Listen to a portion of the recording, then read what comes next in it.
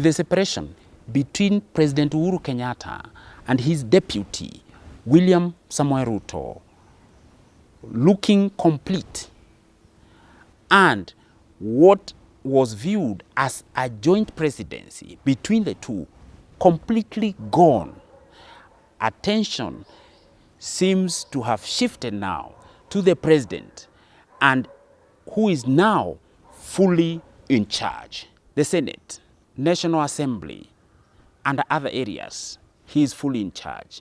Of course, the Jubilee coalition, as was conceived in 2013 then, is now officially dead. So we can't talk about it. We can talk about Jubilee Party, but not coalition. So looks like DP Ruto is now actually a stranger in a government he helped to form, with instructions, being given without his notice. Remember, before then, there was a lot of consultation, but now the president is fully in charge.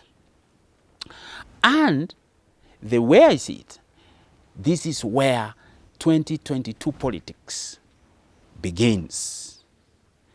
What is clear is that although President Uhuru Kenyatta may have succeeded in scuttling Ruto's efforts of being president, front runner for 2022 elections, using a clear route like the deputy, then moving to president, although he may have done that, in another way, actually, Uhuru may have handed his deputy the possibility of succeeding as president of Kenya. Why do I say this? How is that going to work? One, you see, a day in politics is a long, long time. Yet, the deputy president, William Samoei Ruto, has a whole 2 years to organize, to strategize, to plan and campaign before the general elections slated for August 2022. Right now, as we have just seen in the last few weeks, few months, he is free and he is undeterred, and he's been increasing his presence, over time, reaching to voters, in several parts of the country, delegations coming to his office, and most of those I seem to identify with him as hustlers like him, because he takes the hustler narrative to his people. Now, in that kind of confusion where the president is on another trajectory and the deputy president is focusing on another trajectory, which is the 2022 succession plan. Now, focus has now shifted to President Uhuru Kenyatta and his handshake partner, Raila Odinga, to see what kind of strategies they will come up with to woo Kenyans, to endear themselves to Kenyans, for the purpose of ensuring that they shape or destroy Uhuru's legacy, and at the same time minimize DP Ruto's influence throughout the country. Because the issue is minimize politics, work on projects for the purpose of the president's legacy. But the DP is firmly focused on 2022. The problem now here is that the deputy president is a free man, and he seems set to connect with ordinary Kenyans, and especially the youth who feel left out. Kenyan youth are a bitter lot because of unemployment being the highest right now, and for a long time during President Uhuru Kenyatta's time, the biggest challenge has been youth underemployment, and those policies which have been brought to fore have not helped to diffuse the issue. And now, during this time of COVID, youth unemployment has come out even worse. The situation is worsening. Yet, conversely, the unfolding issues of corruption revolving around COVID-19 billions is not helping Uhuru's cause. In fact, it is worsening the situation. The latest scandal involving procurement of COVID-19 supplies through KEMSA, which looks like a feeding frenzy by some few people in power or around power, is helping Deputy President Ruto even more in his narrative against the system, the hustlers against the system. This situation is not helping President Uhuru Kenyatta. I can also see that it is coming at the wrong time, politically, at a time when there is this stalemate in the revenue allocation formula in the Senate, because the issue of inflated prices makes a mockery of the whole debate on revenue sharing for the counties, because the argument then now turns to be that the national government is misusing money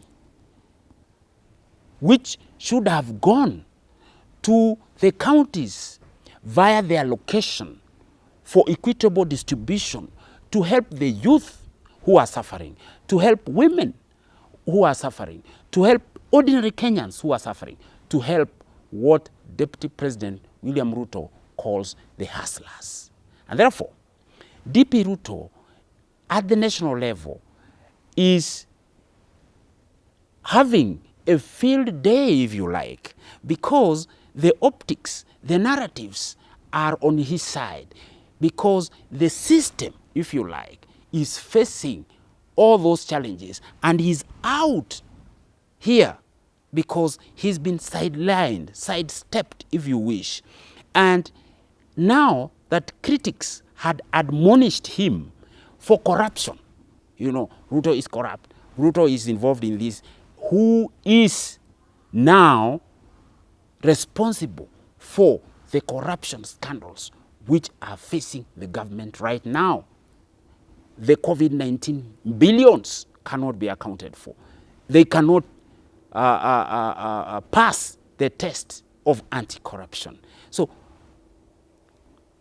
Ruto seems to be demonstrating by being out to ordinary Kenyans, to his supporters, that indeed he's clean if the corruption going on in government is anything to go by. So there's a lot of empathy to him, because business seems to be going to few people, few individuals, who he now calls the system.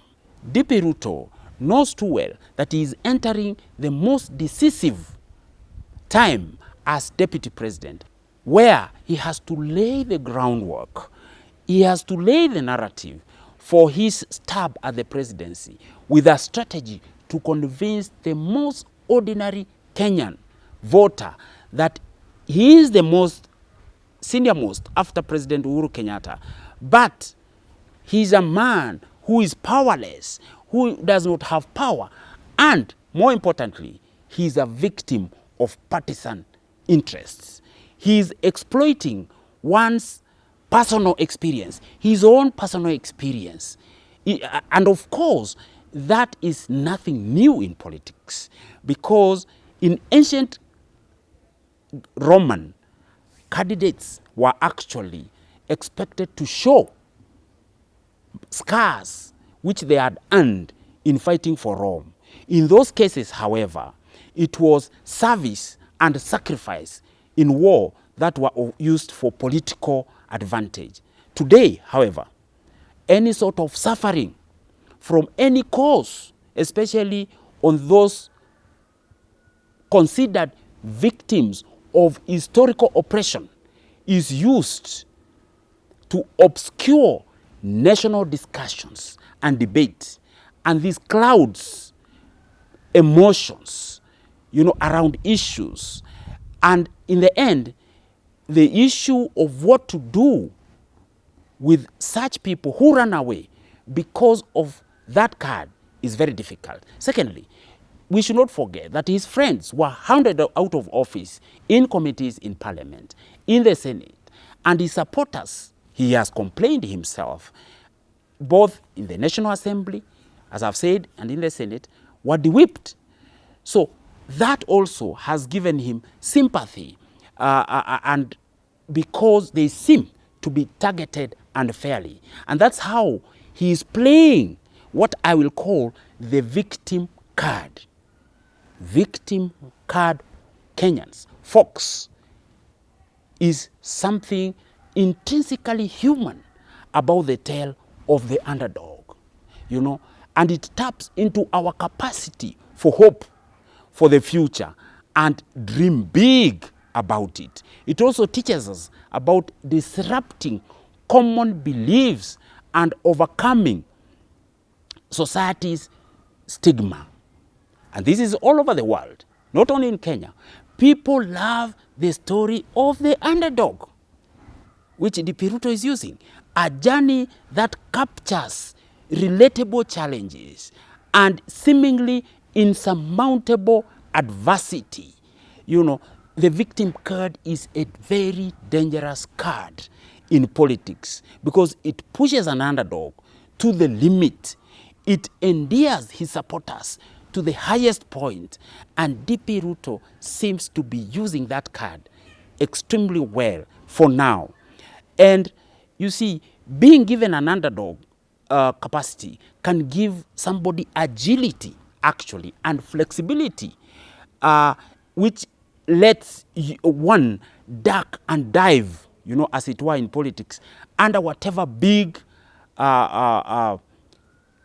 challenges that are thrown at anyone or a politician for that matter, because then you use the underdog, as Ruto is doing, to disrupt the status quo.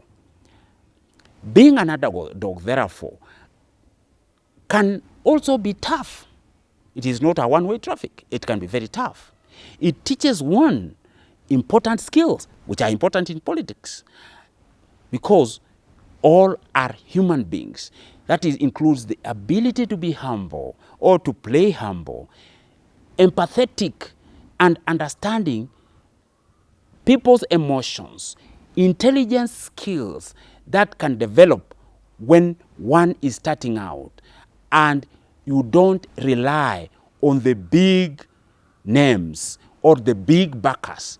That is what DP Ruto is focusing. So, although it may be too early for now to predict winners and losers in the 2022 elections in Kenya because of the unpredictable nature of our politics, for now, we remain to see that if Jubilee as a party do not handle DP Ruto very well, working against what he's doing, then they will end up doing the near impossible, which is creating sympathy for one Dr. William Samoei Ruto. Indeed, this is the perfect time for DP Ruto to practice the politics of victimhood, because he has already differed with his boss, President Uhuru Kenyatta, and he does not want to be associated with the failings of the Kenyatta administration, or to be associated with it, which he has been actually since 2013 when they came together and took power. So the DP is playing the victim card to deflect any criticism facing the Uhuru administration right now. He cannot be associated with it because he has moved on. And this is helping him to shove up numbers, to get more support across the country, with the women, with the youth, with the hustlers, and many, many more through those meetings we see him doing in his current office, in his current home, in the field, in different places where he's getting delegations in Uasin Gishu and other places. But we shall continue monitoring and seeing how this is going to be helpful in his politics towards 2022. For now, it's bye.